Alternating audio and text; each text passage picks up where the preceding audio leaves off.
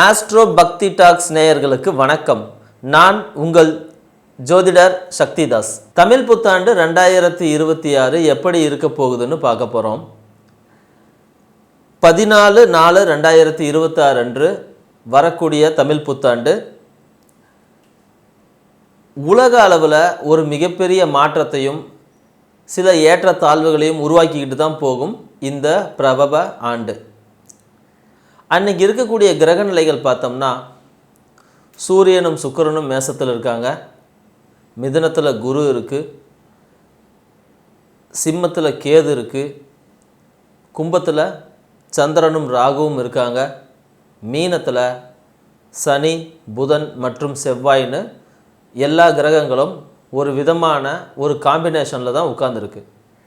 இந்த காம்பினேஷன் உலக அளவில் இந்த தமிழ் புத்தாண்டுக்கு என்னென்ன விதமான நன்மைகளை உருவாக்கி தரப்போகுது, இல்லை என்னென்ன விதமான தீமைகளை உருவாக்கி தரப்போகுது அப்படின்னு பார்க்கும்போது, கொஞ்சம் சுமூகமாக உட்கார்ந்து வேலை செய்கிற எல்லாருடைய வாழ்க்கையிலையும் ஒரு விதமான ஏற்றத்தையே உருவாக்கி தரும்.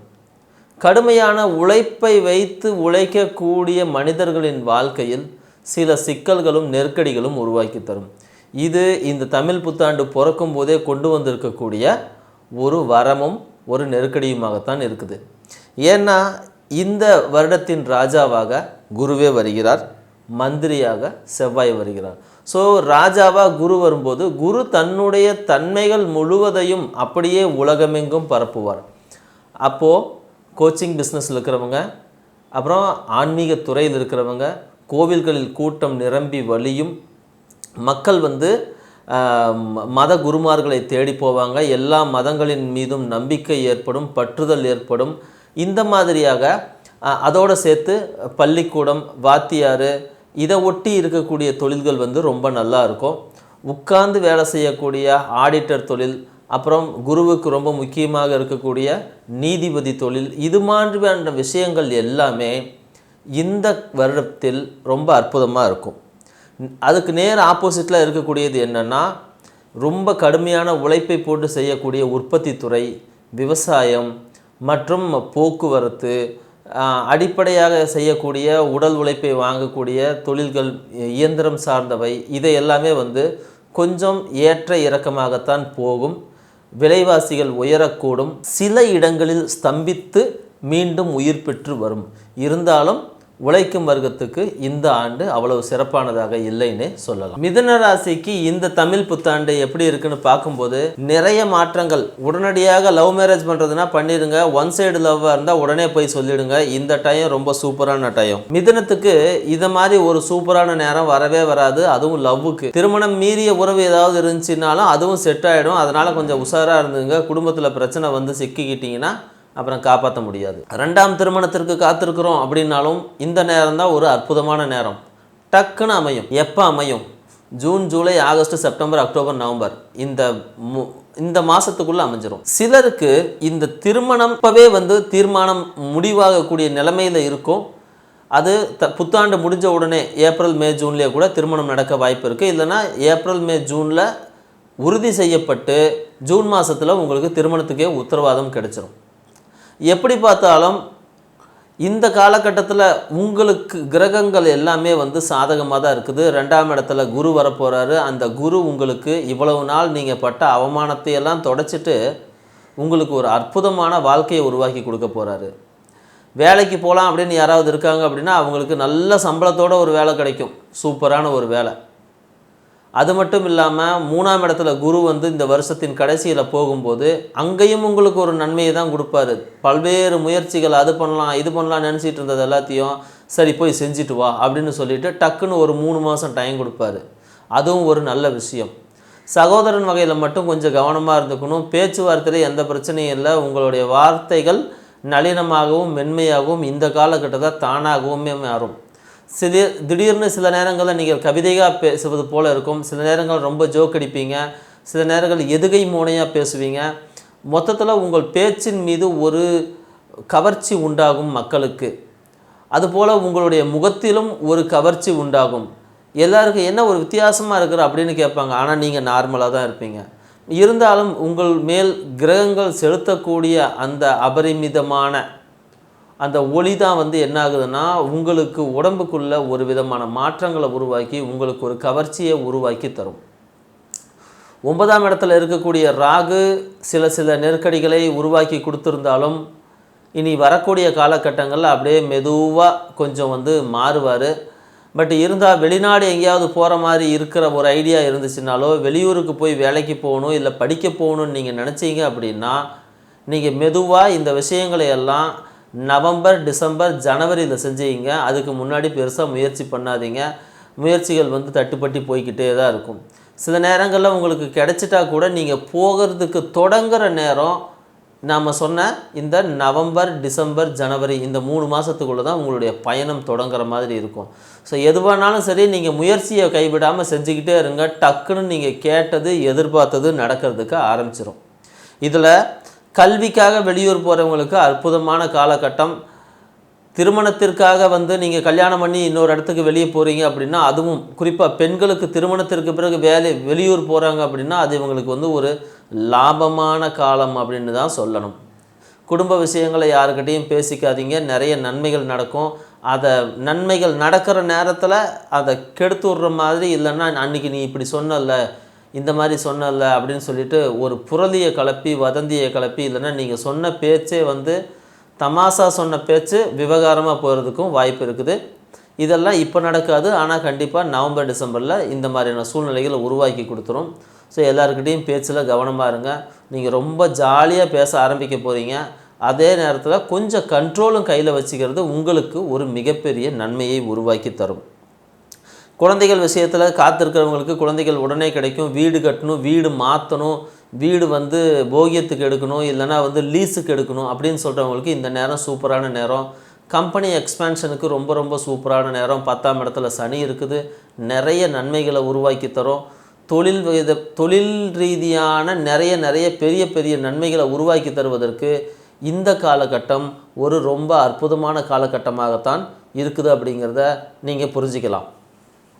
இத்தோடு சேர்ந்து யார் யாருக்கெல்லாம் இந்த விஷயங்கள் நல்லா இருக்கும், அற்புதமாக இருக்கும் அப்படின்னு பார்க்கும்போது, கம்யூனிகேஷன் டிபார்ட்மெண்ட்டில் இருக்கிறவங்க எல்லாத்துக்குமே நல்லாயிருக்கும். செய்தி, விளம்பரத்துறை, யூடியூப்பு, ஃபேஸ்புக்கு, இதில் டிஜிட்டல் மார்க்கெட்டிங் செய்கிறாங்க பார்த்தீங்களா, அவங்களுக்கெல்லாம் ரொம்ப சூப்பராக இருக்கும்.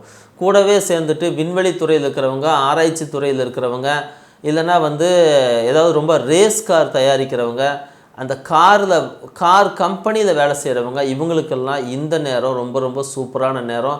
கொஞ்சம் முன்ன பின்ன சிக்கல்கள் இருந்தால் கூட உங்களுக்கு நல்லது ஒரு ஸ்டாண்டர்டான ஒரு நிலைமை வந்து அமையும். தொலைபேசி துறையில் மொபைல் ஃபோன் விற்கிறவங்க, மொபைல் ஃபோன் கடையில் வேலை செய்கிறவங்க, செல்ஃபோன் ரிப்பேர் பண்ணுறவங்க, இந்த மாதிரி இருக்கிறவங்களுக்கு இந்த காலம் ரொம்ப ரொம்ப பொன்னான காலம். நிறைய சேல் ஆகும், நிறைய சர்வீஸ் வரும். கம்ப்யூட்டர், அப்புறம் லேப்டாப், அப்புறம் எலக்ட்ரானிக் கேட்கட், கேமராஸ், இந்த மாதிரியான விஷயங்கள்லேயும் சேல் அண்டு சர்வீஸில் இருக்கிறவங்களுக்கு, பல்காக ப்ரொக்யூர் பண்ணுறவங்களுக்கு எல்லாத்துக்குமே இந்த காலம் ரொம்ப ரொம்ப சூப்பரான காலம் அப்படின்றதில் மாற்று கருத்தே கிடையாது. அதே போல் ஆடிட்டர் துறையில் இருக்கிறவங்க, சிஏ படிக்கிறவங்களுக்கு ரொம்ப சூப்பராக இருக்கும். ஆடிட்டராக இருக்கிறவங்க இவங்களுக்கும் ரொம்ப நல்லாயிருக்கும். என்னதான் இருந்தாலும் எல்லாம் அற்புதமாக இருக்கும். ஆரம்ப காலகட்டத்தில் நீங்கள் கொஞ்சம் கவனமாக இருக்க வேண்டிய காலம் எதுன்னு சொன்னோம்னா நவம்பர், டிசம்பர், ஜனவரி, இதுக்கு பின்னாடி வரக்கூடிய காலகட்டங்களில் நீங்கள் கண்டிப்பாக கொஞ்சம் கவனமாக தான் இருக்கணும் அப்படிங்கிறதுல எந்தவித சந்தேகமும் இல்லை. கவர்மெண்ட்டில் ஏதாவது நீங்கள் ஆடிட்டிங் சம்மந்தமான வேலைக்கு ட்ரை பண்ணிகிட்ருக்கீங்க, சட்டத்துறைக்கு ட்ரை பண்ணிகிட்ருக்கீங்க, வக்கீலுக்கு வந்து எக்ஸாம் எழுதிட்டுருக்கீங்க, நீதிபதிக்கு வந்து எக்ஸாம் எழுதிட்டுருக்கீங்க அப்படின்னா இந்த காலம் ரொம்ப நல்ல காலம். டக்குன்னு எல்லா விஷயத்தையும் சேர்த்தி கொடுக்கும். திடீர்னு குழந்த பிறக்கும், கல்யாணமாகும், குழந்த பிறக்கும், அதோடு சேர்த்து உங்கள் குடும்பத்தில் இன்னொருத்தருக்கு குழந்த பிறக்கும், அதோடு சேர்த்து உங்களுக்கு திடீர்னு ஒரு வேலை கிடைக்கும். இந்த மாதிரி கோர்வையாக ஒன்று விட்டு ஒன்றுன்னு அப்படியே அடுத்தடுத்து நிறைய நல்ல விஷயங்கள் நடக்கிறது இந்த காலத்தில் தான் நடக்கும். அது மிதுன ராசிக்காக தான் இருக்கும். புக்கு எழுதுகிறவங்க அவங்களுக்கு சூப்பராக இருக்கும். புக்கு பதிப்பகத்தாருக்கு ரொம்ப நல்லா இருக்கும். செய்தித்தாள் விற்பனை செய்கிறவங்களுக்கு நல்லா இருக்கும். செய்தித்தாள் பிரிண்ட் பண்ணுறவங்களுக்கு நல்ல லாபம் கிடைக்கும். இந்த மாதிரியான விஷயங்கள் ரொம்ப ரொம்ப அற்புதமாக இருக்கும். அது எழுத்துத்துறை, மேடை பேச்சு, அப்புறம் மிமிக்ரி பண்ணுறவங்க, இந்த மாதிரி இருக்கிறவங்களுக்கும் இந்த காலகட்டத்தில் நிறைய ஆர்டர் கிடைக்கும். நிறைய ஊர்களுக்கு பயணம் பண்ணுவாங்க, நிறைய விஷயங்கள் தெரிஞ்சுக்குவாங்க. எல்லாமே ரொம்ப நல்லா இருக்கும். ஆனாலும் கொஞ்சம் உஷாராக இருக்க வேண்டியது வருஷ கடைசியில் அப்படிங்கிறத நீங்கள் எப்பவும் மறந்துடக்கூடாது. ஜோதிடம் செய்கிறவங்க, இந்த பலசரக்கு வியாபாரம் செய்கிறவங்க, சின்ன சின்ன ஏஜென்சி எடுத்துருக்கிறவங்க, இந்த மாதிரி இருக்கிறவங்க, குறிப்பாக உணவுத்துறையில் இருக்கிறவங்க, உணவுத்துறையை லீஸுக்கு எடுத்து செய்கிறவங்க, இந்த டீ கடையெல்லாம் ஃப்ரான்ச்சைஸ் எடுத்து செய்வாங்க, அந்த மாதிரி இருக்கிறவங்கெல்லாம் கொஞ்சம் கவனமாக இருங்க. திடீர்னு ஏதாவது ஒரு நெருக்கடியான சூழ்நிலைகள் அந்த தொழிலை விட்டு போகிறதுக்காக கூட வாய்ப்பு வந்துடலாம். இந்த இடத்துல மட்டும் நீங்கள் கொஞ்சம் கவனமாக இருக்கணும்னு கேட்டுக்கிறோம். தூதரக பணியில் இருக்கிறவங்க வெளிநாட்டுக்கு போவாங்க, இல்லைன்னா நீங்கள் ஏதாவது கம்பெனியில் பிஆர்ஓவாக ஒர்க் பண்ணிகிட்ருக்கீங்க அப்படின்னா அங்கேயும் உங்களுக்கு சில ஏற்ற இறக்கங்கள் வந்தாலும் கூட ஒரு நல்ல வாய்ப்புகள் வந்துக்கிட்டே இருக்கும். உங்களுக்கு நிறைய கிளைண்ட்டு இல்லைன்னா நிறைய கொஞ்சம் பிஸியாக இருக்கிற மாதிரியான ஒரு சூழ்நிலை கிடைக்கும், நிறைய லாபங்கள் கிடைக்கும், நிறைய நல்ல விஷயங்கள் உங்கள் வாழ்க்கையில் நடக்கும் என்பதில் எந்த மாற்று கருத்தும் கிடையாது. உங்களுக்கு உங்கள் வாழ்க்கையில் எங்கேயாவது சிக்கல் ஏதாவது ஒரு சிக்கலான ஒரு சூழ்நிலை உருவாச்சு அப்படின்னா ஒரு பெருமாள் இல்லைன்னா ஒரு கன்னி தெய்வத்தை வழிபட முடியுமா அப்படின்னு முயற்சி பண்ணி பாருங்கள். அந்த கன்னி தெய்வத்தின் அருள் உங்களுக்கு எப்போவுமே கிடைக்கும். சுவாதி நட்சத்திரமும் திருவாதை திதியும் கூடி வரக்கூடிய ஒரு நாளில், தேய்பிறை திருவாதிரை திதியும் சுவாதி நட்சத்திரமும் சேர்ந்து வரக்கூடிய ஒரு நாளில் நீங்கள் போயிட்டு எதுவுமே செய்ய வேண்டாம், ஒரு அம்மன் கோவிலுக்கு போங்க. இல்லை அப்படின்னா அதுவும் நீர்நிலைகளை ஒட்டி இருக்கக்கூடிய ஒரு அம்மன் கோயிலுக்கு போக முடியுமான்னு பாருங்கள். இல்லை கன்னி தெய்வத்தை வழிபட முடியுமான்னு பாருங்கள். சப்தமார் கன்னிகள்னு இருப்பாங்க, அவங்கள வழிபட முடியுமான்னு பாருங்கள். இதுபோல் செய்யும்போதே உங்கள் வாழ்க்கையில் ஏற்பட்டிருக்கக்கூடிய பெரும்பாலான பிரச்சனைகள் சேரும். வேறு ஒன்றுமே செய்ய வேண்டாம், அந்த இடத்துக்கு போய்ட்டு கையெடுத்து கும்பிட்டு வாங்க, அவ்வளோதான், எல்லா பிரச்சனையும் தீர்ந்துடும். நாள் ரொம்ப முக்கியமானது. அந்த குறிப்பிட்ட நாளில் நீங்கள் செய்யும்போது உங்கள் பிரச்சனைகள் தீரும் என்பதை நீங்கள் மறந்துடாதீங்க. இந்த வீடியோவுக்கு லைக் பண்ணுங்கள், சப்ஸ்கிரைப் பண்ணுங்கள், உங்களுடைய கமெண்ட் பாக்ஸில் போடுங்க. கடகராசிக்கு ரொம்ப அற்புதமான காலம்னு தான் சொல்லணும். ராசிலேயே குரு வர போகிறாரு. அந்த குரு மட்டும் இல்லாமல் 2ஆம் இடத்துல கேது, 7ஆம் இடத்துல ராகு, 8ஆம் இடத்துல சனி அப்படின்னு முக்கியமான கிரகங்கள் எல்லாமே கொஞ்சம் நன்மையும் தீமையும் கலந்து செய்யக்கூடிய நிலைமையில தான் இருக்குது. ஆனாலும் கூட ஒரு விஷயம் நீங்கள் கவனித்து பார்த்தீங்கன்னா தெரியும், குடும்ப வாழ்க்கையில் மட்டும்தான் சில கோளாறுகளும் குழப்பங்களும் இருக்குமே தவிர உங்களுடைய தொழில் வாழ்க்கையிலையோ அரசியல் வாழ்க்கையிலையோ எந்த அளவுலையும் எந்த பிரச்சனையுமே கிடையாது. இதை நீங்கள் நல்லாவே உங்களுடைய வாழ்க்கையில் கண்கூடாக பார்த்துருப்பீங்க. ஏன் அப்படின்னு பார்க்கும்போது இப்போ இருக்கக்கூடிய இந்த கிரக நிலைகள் இந்த மாதிரியான சில சிக்கல்களை உருவாக்கி தான் தருது. உதாரணத்துக்கு சொல்லணும்னா விஜய் கடகராசி, வெளி உலகத்தில் மக்கள்கிட்ட எல்லாத்துக்கிட்டையும் மிகப்பெரிய ஒரு நற்பெயரையும் ஒரு செல்வாக்கையும் வாங்கினார்னாலும் கூட அரசியலில் ஒரு மிகப்பெரிய இடத்துக்கு மிகப்பெரிய தாக்கத்தை உருவாக்கக்கூடிய அளவுக்கு இன்றைக்கி அவர் வந்திருக்காரு. ஆனாலும் அவர் தன்னுடைய தனிப்பட்ட குடும்ப வாழ்க்கையில் ஒரு மிகப்பெரிய பிரச்சனை உருவாகி இருக்கு. இது மட்டும் இல்லை, இன்னும் நிறைய அரசியல்வாதிகளுக்கும் பிரபலங்களுக்கும் இந்த விஷயங்கள் நடந்திருக்குது. அதனால தான் நம்ம சொல்கிறோம், கடகராசிக்காரங்க குடும்ப விஷயத்தை மட்டும் கொஞ்சம் கவனமாக பார்த்துக்குங்க, வெளியே தெரியாமல் பார்த்துக்குங்க. உங்கள் பிரச்சனைகளை நீங்களே பேசி தீர்த்துக்குங்க. என்ன சிக்கல் வந்தாலும் பரவாயில்ல பார்த்துக்கலாம் அப்படின்னே வச்சுக்கிங்க. ஏன்னா 2ஆம் இடத்துல இருக்கக்கூடிய கேது, 7ஆம் இடத்துல இருக்கக்கூடிய ராகு, இவங்க 2 பேரும் உங்கள் குடும்பத்தில் ஒரு கோளாறையோ குழப்பத்தையோ உருவாக்கவே செய்வாங்க. இது திருமணம் ஆனவங்களுக்கு மட்டுன்றதில்ல, திருமணத்திற்கு காத்துட்ருக்கிறவங்களுக்கும் இவங்க இதே வேலையை தான் செய்வாங்க. என்ன செய்வாங்க அப்படின்னா, நீங்கள் கரெக்டாக திருமணம் பேசி முடிக்கும்போது அது நின்று போயிடும். பொண்ணு கொடுக்குறேன்னு சொல்லுவாங்க, மாப்பிள்ளை கெடுக்குறேன்னு சொல்லுவாங்க, ஆனால் திடீர்னு பார்த்தீங்கன்னா அவங்க பதில் சொல்ல மாட்டாங்க. இல்லைன்னா நீங்கள் பார்த்துட்டு போவீங்க, நீங்கள் பார்த்தா அவங்களுக்கு வேற ஒரு பக்கம் கல்யாணம் ஆகிடும். இந்த மாதிரி கைகூடி விடாமல் அந்த குடும்ப வாழ்க்கை குடும்ப உறவுகளை மட்டும் கைகூடுறதுக்கே விடாமல் ஏதாவது ஒன்று செய்யும். சிலருக்கு எனக்கெல்லாம் அப்படி பிரச்சனை இல்லைங்க அப்படின்னு சொல்லலாம். ஆனாலும் அவங்க வீட்டில் இருக்கிற யாராவது ஒருத்தர் அவங்க குடும்பத்தை விட்டு வெளியூருக்கோ வெளிநாட்டுக்கோ இல்லைன்னா ஒன்று கல்விக்காக இல்லை வேலைக்காக இல்லைன்னா கோவிச்சிக்கிட்டு இந்த மாதிரி ஏதோ ஒரு கோளாறு குழப்பம் உங்கள் குடும்பத்தில் நடக்கவே தான் செய்யும். இது தவிர்க்க முடியாது அப்படிங்கிறத கடகராசிக்காரங்க புரிஞ்சுக்கிட்டு இதை ஏற்றுக்கிட்டு இதை அடுத்த கட்டத்துக்கு நகர்றதுக்கு பார்க்கணும். இந்த பிரச்சனைகளை பெருசு பண்ணாமல் இருக்க முடியுமான்னு பார்க்கணும். முடிஞ்ச வரைக்கும் கடகராசியில் உள்ள பெண்கள் முடிஞ்ச வரைக்கும் சரின்னு சொல்லி அனுசரித்து போக பாருங்கள். கொஞ்சம் இழுத்தீங்கன்னாலும் டிவோர்ஸுக்கு போயிடும். சரி, ஒருவேளை நீங்கள் டிவோர்ஸை பண்ணணும்னு எல்லாம் முடிவு பண்ணி பிரியணும்னு எல்லாம் தீர்மானித்து வச்சுருந்தீங்க அப்படின்னா, இல்லை நீங்கள் கேஸே ஃபைல் பண்ணிட்டீங்க அப்படின்னா உங்களுக்கு இப்போ கன்ஃபார்ம் டிவோர்ஸ் கிடச்சிரும். ஸோ நல்லா இருக்கிறவனுக்கு கெட்டு போகும், நான் வேண்டாம் பிரியலான்ட்டு இருக்கேன், நான் 2வது கல்யாணத்துக்கு போகலான்ட்டு இருக்கிறேன் அப்படின்னு நீங்கள் நினச்சி டிவோர்ஸ் அப்ளை பண்ணிங்கன்னா இப்போ உங்களுக்கு கண்டிப்பாக டிவோர்ஸ் கிடைக்கும். ஸோ குடும்ப வாழ்க்கை விஷயத்தில் ஒரு நல்லா இருக்கிறவங்களுக்கு கெட்டு போகக்கூடிய சிக்கலும், வாழ்க்கை என்னோடய முதல் திருமணத்தை முடிச்சிக்கிறேன்னு சொல்கிறவங்களுக்கு இந்த நேரம் ரொம்ப ரொம்ப அற்புதமான ஒரு நேரமாக உங்களை பிரித்து வைக்கிறதுக்கு, சீக்கிரமாக விவாகரத்து வாங்கிக்கிறதுக்கு ஒரு நல்ல நேரமாக இருக்கும்.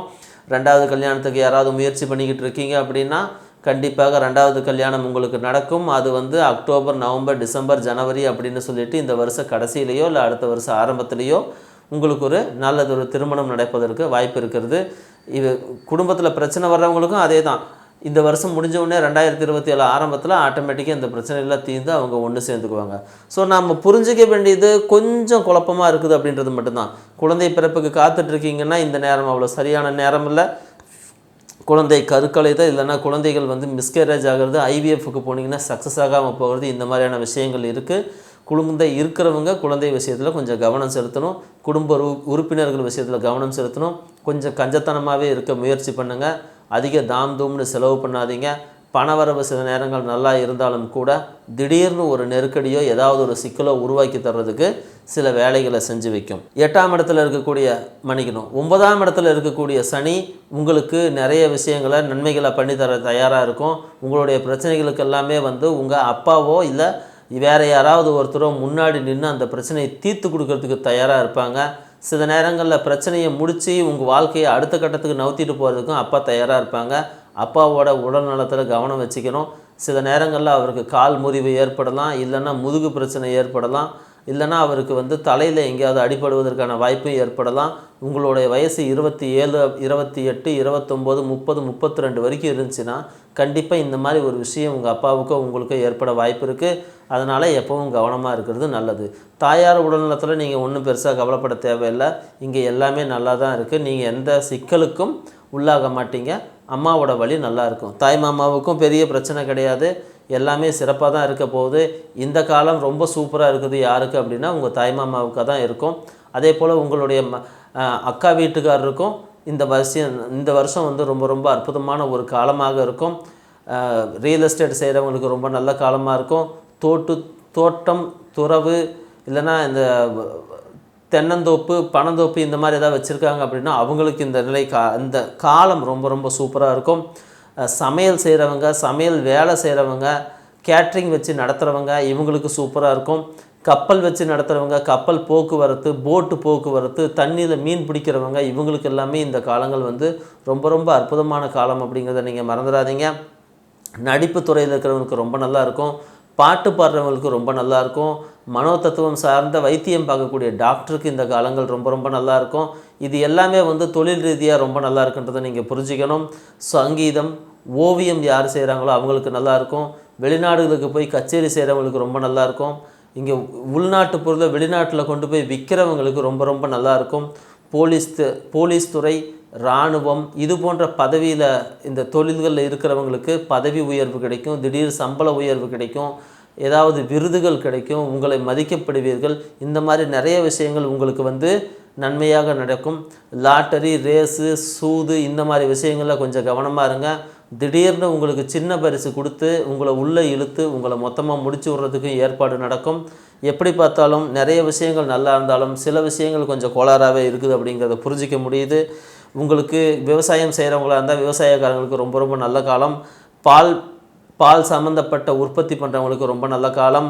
முட்டைக்கோசு, முட்டை, கீரை இது தொடர்பான விவசாயம் பண்ணுறவங்க, பரங்கிக்காய், வெள்ளரிக்காய் இது போன்ற விஷயங்களை எல்லாம் விவசாயம் பண்ணுறவங்களுக்கு இந்த காலம் ரொம்ப அற்புதமான சூப்பரான காலமாக இருக்கும் அப்படிங்கிறதுல எந்த மாற்று கருத்தும் இல்லை. பூமிக்கு மேலே விளையிற எல்லா பொருளுமே ரொம்ப நல்லா இருக்கும். தண்ணீர், உணவு, பால், அப்புறம் பயணம், டிரான்ஸ்போர்ட், ட்ராவல்ஸ் இவங்க எல்லாத்துக்குமே இந்த காலங்கள் நல்லா இருக்கும் அப்படிங்கிறதுல என்ற மாற்று கருத்தும் இல்லை. இருந்தாலும் இந்த வருஷத்தில் ஒரு 3 முறை வாழ்க்கையில் சின்ன சின்ன மாற்றங்கள் திடீர்னு நடக்கும். அதை கொஞ்சம் அனுசரித்து ஏற்றுக்கத்தான் செய்யணும். உங்களுடைய வாழ்க்கையில் நீங்கள் எதை எதிர்பார்க்குறீங்க அப்படிங்கிறத பொறுத்து தான் இந்த மாற்றங்கள் உங்களுக்கு நன்மையா தீமையா அப்படிங்கிறத முடிவே செய்ய முடியும். இருந்தாலும் உங்களுக்கு உங்கள் வாழ்க்கையில் சில பிரச்சனைகள் உருவாகும் அப்படிங்கிறத புரிஞ்சிக்க முடியுது. அந்த மாதிரியான சிக்கல்கள் வரும்போது ஒரு நீர்நிலை பக்கம் இருக்கக்கூடிய அம்மன் கோவிலுக்கு போயிட்டு ரேவதி நட்சத்திரமும் சதுர்த்தசி திதியும் தேய்பிறை சதுர்த்தசியாக இருக்கணும். இந்த மாதிரி வரக்கூடிய ஒரு நாளில் போயிட்டு பெருசாக ஒன்றும் செய்ய வேண்டியதான், சாமிக்கு ஒரே ஒரு பாலபிஷேகம் மட்டும் செஞ்சுட்டு வாங்க. நாள் ரொம்ப முக்கியமானது. தேய்பிறை சதுர்த்தியும் ரேவதி நட்சத்திரமும் ஒன்று சேர்ந்து வரக்கூடிய நாளில் அம்மனுக்கு பாலாபிஷேகம் செய்ய உங்களுடைய வாழ்க்கையில் ஏற்பட்டிருக்கக்கூடிய பிரச்சனைகள் டக்குன்னு தீர்ந்து உங்களுக்கு மிகப்பெரிய நன்மைகள் உண்டாகும் என்பதில் எந்த சந்தேகமும் இல்லை. உங்களுக்கு இந்த சேனல் பிடிச்சிருந்தது அப்படின்னா லைக் பண்ணுங்கள், சப்ஸ்கிரைப் பண்ணுங்கள், உங்களுடைய கமெண்ட்டை கமெண்ட் பாக்ஸில் போடுங்க.